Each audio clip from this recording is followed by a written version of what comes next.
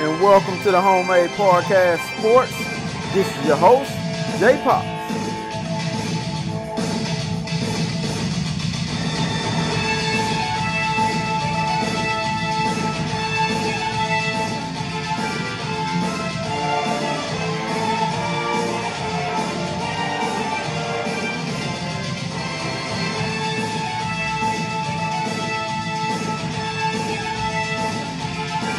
Welcome back to the Homemade Podcast Sports. This is your host, J Pops. Guys, on this latest edition, we'll be breaking down the Aggies receiving core. Like I've been telling you on the last couple of episodes, our wide receiver core should be one of the best wide receiver cores out there in all of college football.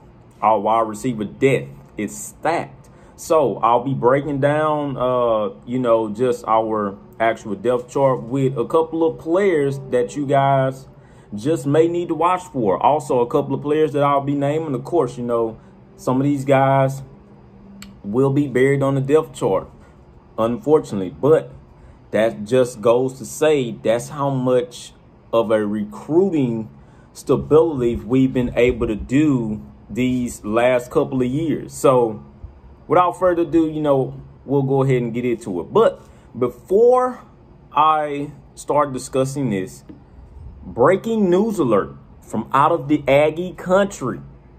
Guys, listen to me. And I've been raving about that guy for some time now. So, breaking news alert. True freshman, Jalen Jones, defensive back, 5-star, 2020 recruit. He was a part of that class. He may very well be one of the potential starters in the defensive backfield. Please watch out for that. That breaking news just came out not too long ago. So please be on the lookout for that. Like I say, breaking news again. Jalen Jones from that 2020 recruiting class may very well be on his way to be a starter for that Mike Elko's defense. What I've been hearing is that he has shown a promising impact in camp so far, which is damn good because we need those guys in the defensive backfield to step up. And if it takes for a couple of true freshmen to come in there and turn that whole backfield around, then damn it, let them do it. So, like I say, be on the lookout for that.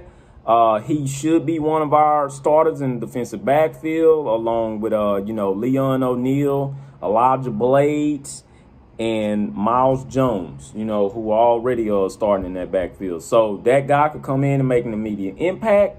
And like I told you on a couple of episodes way before, the Aggies could potentially be looking at one of the better backfields in all of college football and the SEC for the first time in a long time. We could potentially have a no-fly zone in that backfield, and that is what we have been missing for a while. So I just wanted to break the news there to you guys, which should, excite a lot of you guys for this 2020 season. I've been raving about. This 2020 season will be a memorable season for the Texas A&M Aggies. Please remember that. Remember that. Please quote me on that also. So, anyways, let's break down this wide receiver depth chart. So, as we all know, Cameron Buckley, our senior wide receiver, he will be out for the entire season. On the last breaking news alert that I brought to you guys, I said that gives a shot for a couple of guys to step up. One guy in particular that now people are now catching on to and starting to notice is Damon Demons, true freshman, 2020 class also, 5-star recruit. That guy should be the potential starter to take over. I believe even if Cameron Buckley was to play the season, Damon Demons was going to be either the number 2 or number 3 threat. But now he's going to be number 2 threat.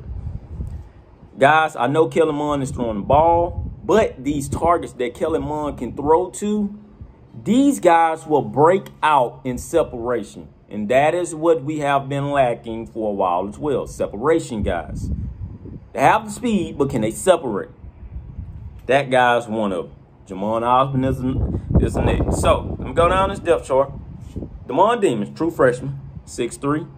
Just want you guys to hear me out on this. Jamon Osborne, 6'2", senior. And I'm naming the sizes because I want you guys to see what I mean by the wide receiver depth core and what I mean by we should have one of the best wide receiver depth charts in all of college football. So Dylan Wright, freshman, 6'4". Cam Brown, redshirt freshman, 6'1". Caleb Chapman, redshirt freshman, 6'5". I'm going to say that again, 6'5". Jalen Preston, redshirt freshman, 6'2". Ezekiel Jones, which has, for whatever reason, got kind of buried in that depth chart. Junior, 5'11". He's one of the shorter guys on this wide receiver core. Andrew Borkin, Jr., 6'1", who I've yet to even see. Junior, you hear me? Dylan Taylor, Senior, 6'4", who I've yet to even see. These guys might be walk-ons, or they might have just been recruited in Kevin Sumlin there. Anyways, 6'4". Ethan West, freshman, 5'10". That's the last short guy we have at wide receiver. Kenyon Jackson, freshman, 6'6". 6'6". I'm going to say that again, 6'6". Devin Price, freshman, 6'3". Moose Muhammad, the third, which has been getting a lot of credit. Moose Muhammad is fast. He's one of our faster wide receivers. Freshman, 6'1". Last but not least, Chase Lane, 6 foot, freshman. So this is what I've been raving about with that Aggie wide receiver core. And for whatever reason, we get so overlooked because I get it. Kellen Mond, so what? Let's talk about who he's going to be throwing the ball to make plays. If he can get the ball there with that offensive line, which I believe has progressed also. Okay? Aggie family, hear me out, which I believe has progressed also. So Kellen Mond this year, mark my words, will have time to throw the football. We've all seen when that guy has time, he can deliver throws. As much as you guys don't like him, so what? That guy can deliver. It's all about the timing. He had to take his time to develop, which a lot of guys have had to do. He's never redshirted. This is his senior season. Let him go all out. Let him go out with a bang, okay? I'll repeat, Kellen Mond will go out with a bang this year because of the simple fact of how many options Kellen Mond would have to throw the ball to.